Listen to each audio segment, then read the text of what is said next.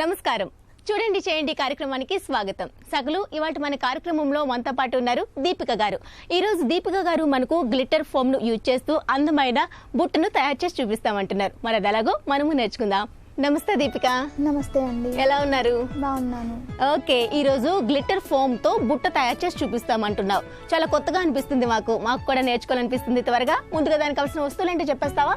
Okay, glitter foam, pen, satin ribbon, scissors, punch machine and round వేసుకోవడానికి saucer, ఏదైనా సరే ఒక రౌండ్కి.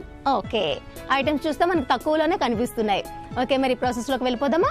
వెళ్దాం. ఫస్ట్ ఏం చేస్తున్నావు? ఫస్ట్ మనము ఫోమ్ పైన మార్క్ చేసుకోవాలి. గ్లిటర్ ఫోమ్ అంటారు దీన్ని. ఫోమ్ షీట్ మీకు ఎక్కడ ఏ స్టేషనరీలో అయినా ఈజీగా అవైలబుల్ ఉంటుంది. ఓకే, షేప్ కోసం తీసుకున్న సాస్.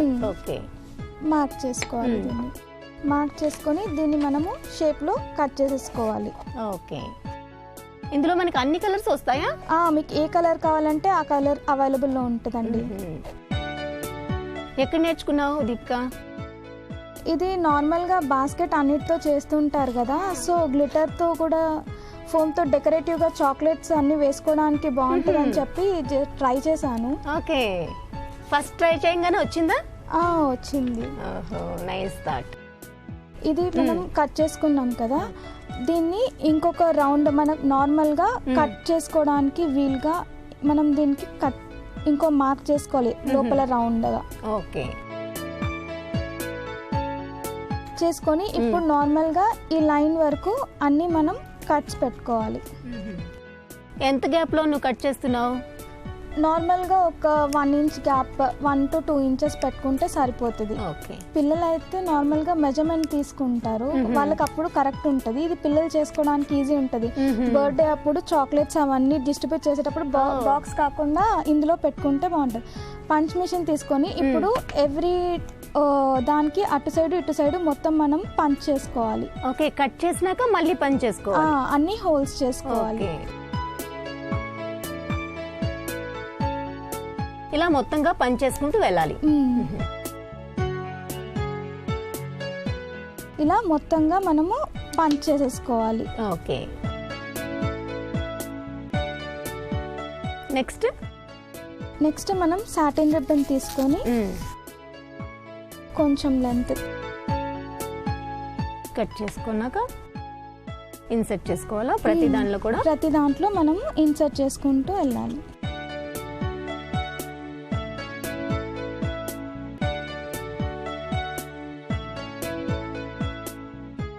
ఇప్పుడు ఈ సాటిన్ రిబ్బన్ ని అన్ని హోల్స్ అయితే ఏవైతే పెట్టుకున్నామో ఆ హోల్స్ అన్నిటి నుంచి బయటికి తీసుకురావాలి. అన్నిటి నుండి బయటకు తీసుకొని వచ్చి లాగేస్తే మనకి అది బాస్కెట్ షేప్ లో వచ్చేస్తుంది. ఫోల్డ్ లాగా అవుతుంది, మనకి దగ్గర వస్తుంది. దగ్గర వచ్చేసి మనకి బాస్కెట్ షేప్ లో వచ్చేస్తుంది.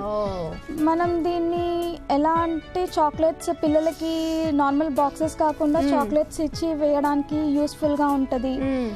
నార్మల్ గా సెంటర్ లో టేబుల్ పైన ఇలా పెట్టేసి దాంట్లో థర్మోకోల్ పెట్టేసి రోజెస్ ఇన్సర్ట్ చేసినా కూడా సెంటర్ పీస్ లాగా అవుతుంది.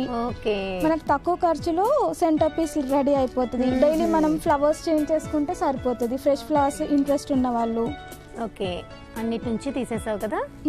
ఇలా అన్నిట్లో నుండి తీసేసి ఎండింగ్ లో నాట్ వేసుకోవాలా? ఎండింగ్ లో నాట్ వేసుకోవాలి. అది మనం గుంజేసి నాట్ వేసుకోవాలి. ఓకే, నాటు బ్యాక్ రావాలా ఫ్రంట్ వేసుకోవాలా? ఫ్రంట్ వస్తుంది, గ్లిటర్ సైడ్ వస్తుంది. ఇది మనం నార్మల్ గా ఇలా గుంజుతో వచ్చేస్తే ఓకే, అలా కొంచెం ఫోల్డ్ చేసి కొంచెం టైట్ గా లాక్కోవాలా? మనకి ఇది బాస్కెట్ లాగా బెండ్ అయిపోతుంటది.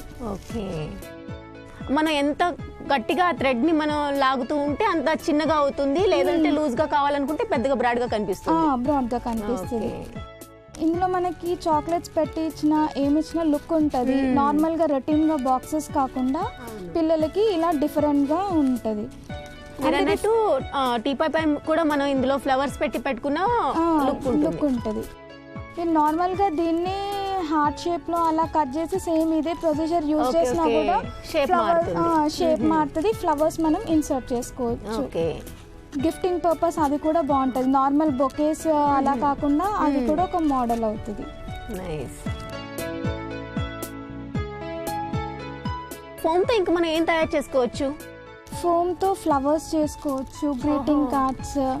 ఓకే, ఇదే గ్లిట్టర్ ఫోమ్ తీసుకొని ఫ్లవర్స్ లాగా కూడా మనం రెడీ చేసుకోవచ్చు. ఓకే ఓకే, నాట్ వేసేసుకుంటున్నా. మిగతాది యాక్సెస్ ఉన్నదంతా కట్ చేసేసుకోవాలి. ఓకే,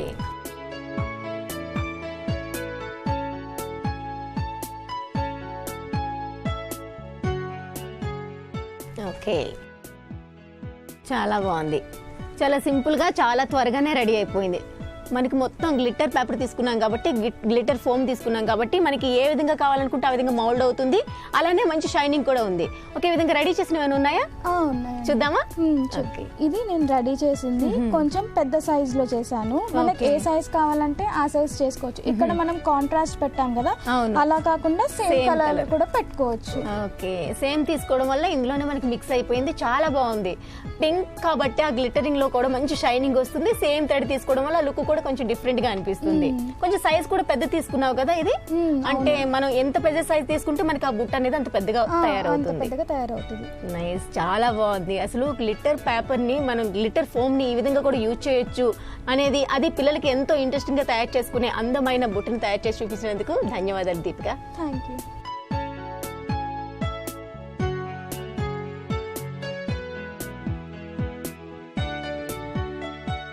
సో చూస్తారు కదా సకులు, దీపిక మనకు ఈ రోజు నేర్పించిన ఈ గ్లిట్టర్ పేపర్ తో బుట్ట చాలా చాలా బాగుంది కదా. మరి మీలో కూడా ఏదో ఒక టాలెంట్ దాగే ఉంటుంది. ఇంకెందుకంటే ఆలస్యం చేస్తారు, వెంటనే మా కార్యక్రమంలో పాల్గొనండి. మీరు మాకు కాల్ చేయవలసిన మా ఫోన్ నంబర్ 04023556540. సో చూసారు కదా సకులు, ఇది వాటి చూడండి చేయండి కార్యక్రమం. మరో చక్కని కార్యక్రమంలో మళ్ళీ కలుసుకుందాం. అందాక సెలవు, నమస్తే.